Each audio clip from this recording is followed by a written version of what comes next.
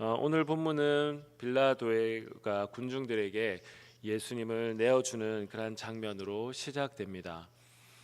군중들은 빌라도를 사실 어떻게 압박했는지 12절을 읽어보면 나오는데요. 혹시 성경책 가지고 계신 분들은 12절의 말씀을 한번 읽어보면 좋겠습니다. 제가 한번 읽겠습니다. 이러함으로 빌라도가 예수를 놓으려고 힘썼으나 유대인들이 소리질러 이르되 이 사람을 놓으면 가이사의 충신이 아니니이다. 무릇 자기를 왕이라 하는 자는 가이사를 반역하는 것이니이다. 자, 여기에 보면 빌라도를 향하여서 이 군중들이 어떻게 압박을 하고 있습니까? 당신은 가이사의 충신이 아니다. 로마의 녹봉을 먹고 있는 그 빌라도의 입장에서 보면 이 말을 들었을 때 어떤 심정이 들었을까요? 아마 로마의 그 녹을 먹고 있는 빌라도의 입장에서는 자기의 이 위치를 놓쳐버린다라는 것, 이 위치에서 물러난다라고 하는 것을 상상해 보면 굉장히 그것이 두려움으로 다가왔을 것입니다.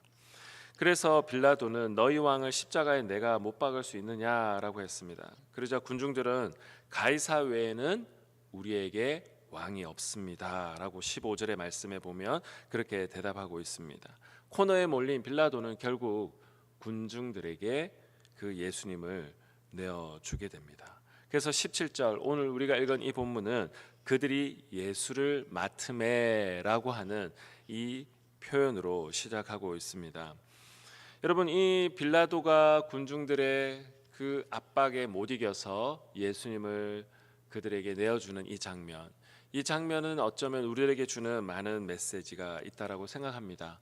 성경은 이 장면을 통해 우리 각자에게 그리고 초대교회에 예수님을 배신했던 사람들에게도 아마 주는 메시지가 있었을 것 같습니다. 우리도 빌라도처럼 어쩌면 그 가운데 내면의 갈등을 할 수가 있습니다.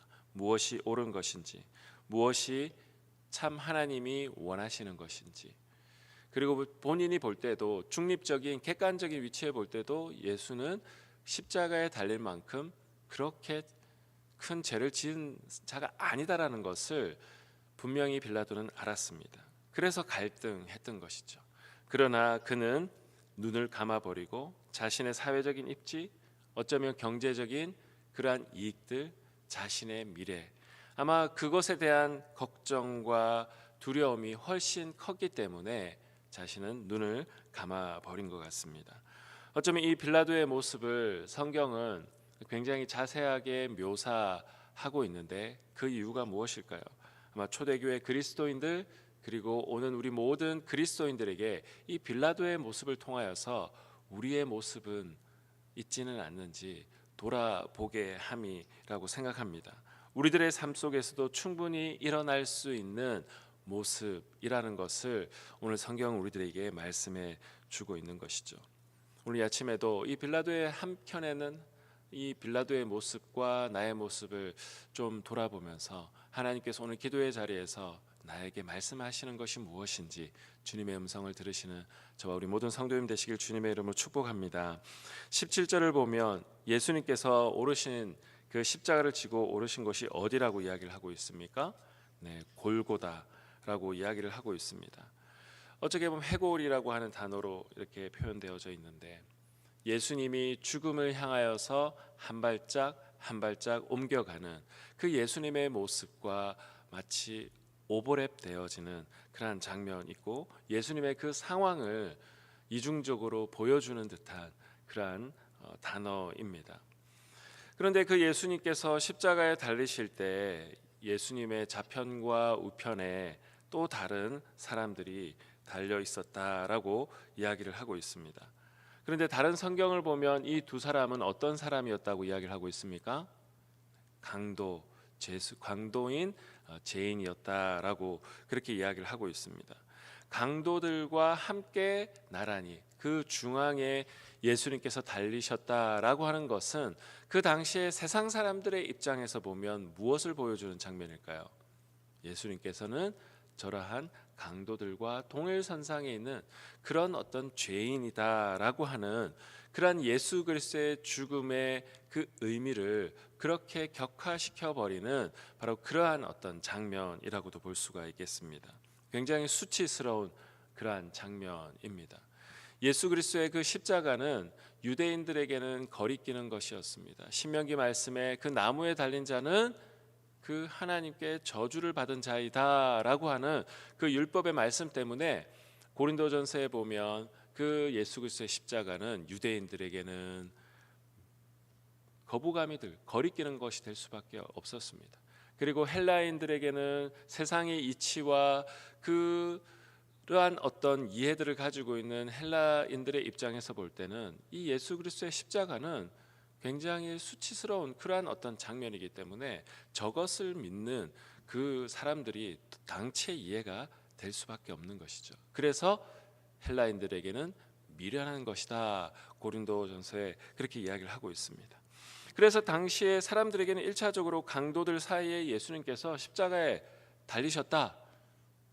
그 예수님을 향한 굉장히 수치의 장면으로 사람들에게는 모욕적인 장면으로 인식될 수밖에 없었습니다. 또 다른 모욕적인 장면이 하나 더 오늘 본문에 등장하는데요.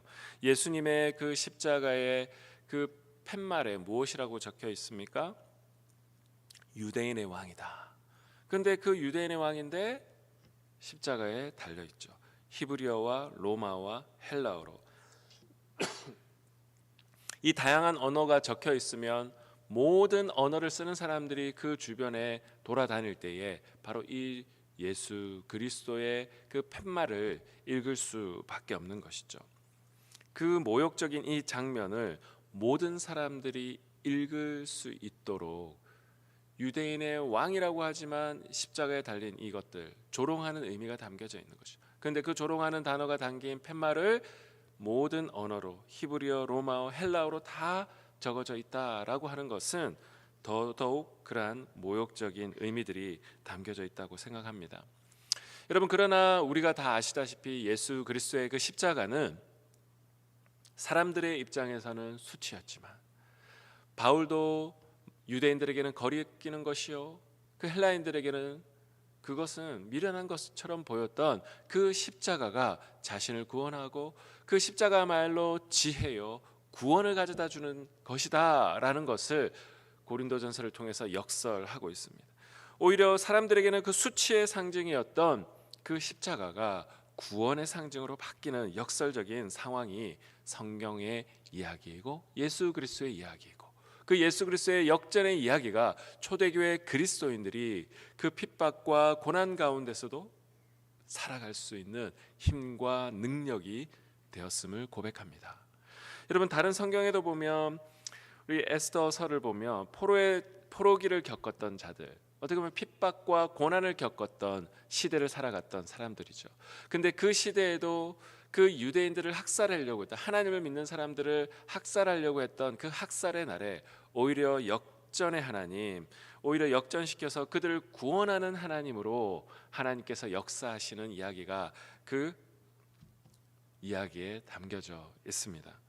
여러분, 우리들의 삶은 1차적으로 볼 때는 그것이 고난이요 수치요 모욕이지만 여러분, 그것이 하나님 손 안에 올려드렸을 때 하나님께서 그 죽음을 생명으로 바꾸시는 그 하나님 손 안에 그것이 담겨졌을 때는 하나님이 우리를 얼마든지 역전시키시고 살리시고 생명으로 바꾸실 수 있는 분이심을 믿습니다. 여러분, 우리가 믿는 하나님은 그냥 십자가에서 조롱당하고 수치를 당하는 사람들의 그 관점에만 묶여있는 하나님이 아니라 스스로 하나님께서는 그 가운데서 그 수치를 뒤집으셔서 놀라운 생명의 상징으로 바꾸는 것이 우리의 하나님인 줄로 믿습니다. 여러분, 이것을 믿어야 우리는 하나님이 기뻐하시는 삶으로 한 걸음 한 걸음 나아갈 수 있는 것입니다. 유대인들은 이 장면을 보며 좀 뭔가 꺼림칙했던 것 같습니다. 유대인들의 왕. 그런데 그것을 어떻게 바꾸라고 오늘 본문에서는 이야기를 하고 있습니까? 자칭 유대인의 왕이다. 우리의 유대인의 왕이 아니다. 스스로가 그렇게 고백한 것이다. 뭔가 선을 긋고 있는 장면을 볼 수가 있는 것이죠. 그래서 이 장면을 볼 때도 이 빌라도가 22절에 뭐라고 이야기하고 있습니까? 내가 쓸 것을 썼다. 뭔가 그 빌라도의 한 켠의 마음 가운데 이 예수님을 향한 뭔가 복잡한 이중적인 감정이 섞여 있는 듯한 그런 표현입니다. 여러분, 그런데 이 이후에 이 군인들은 예수님의 옷을 찢고 제비를 뽑고 그 하는 그러한 장면이 나옵니다. 그런데 이 말씀은 시편 22편에 이 말씀이 응한 것이다라고 오늘 요한복음은 우리들에게 이야기를 하고 있는데요. 어쩌면 굉장히 인간적으로 보면 처참한 장면입니다. 1차적으로는 이 다윗의 경험이었죠. 그 1차적인 다윗의 그 경험이 예수 그리스도의 이 십자가의 경험과 연결되어지고 모든 인류의 경험과 사실은 연결되어집니다. 한 인간의 그 비참함이 예수 그리스도 안에서 그리고 오늘 우리들의 비참함과도 연결되어지고, 그러나 사실 십자가는 그 비참함과만 함으로만 머무는 것이 아니기 때문에 그 비참함에만 우리가 머물러 있는 것이 아니라 그의 부활 속에서 우리의 부활도 보게 되는 것입니다. 그래서 예수님의 이 모욕당하시는 장면을 과거에 수많은 믿음의 사람들이 겪었던 그 공통의 경험과 예수님의 경험을 연결시키면서 우리의 모든 인류의 경험과 오늘 성경은 연결하고 있는 것이죠. 그 장면은 그 장면에만서만 머무는 것이 아니라 우리를 향한 그 무엇과 연결되어져 있다는 것을 성경은 이야기하고 있습니다. 여러분, 그런데 오늘 이 마지막 장면을 보면 예수님이 십자가에서 달리셨을 때 끝까지 함께하는 사람들의 그 이름을 오늘 본문은 거론하고 있습니다. 예수님의 어머니, 이모 글로바의 아내 마리아, 막달라 마리아, 그리고 예수의 사랑하는 제자. 여러분, 사실 이 자리에 있어야 한다면 누가 있어야 될까요? 예수님의 그 수제자, 정말 매일 함께 데리고 다녔던 그 제자들이 이 자리에 있어야 할 것 같지만 유일한 이 한 사람만이 남아 있습니다. 우리가 신앙생활을 할 때 베드로처럼 나는 결코 주님을 배신하지 않겠습니다라고 하는 자신의 주장과 그 자신의 목소리를 높여서 하는 그 주장이 신앙의 높음을 보장해주고 있는 것이 아니죠.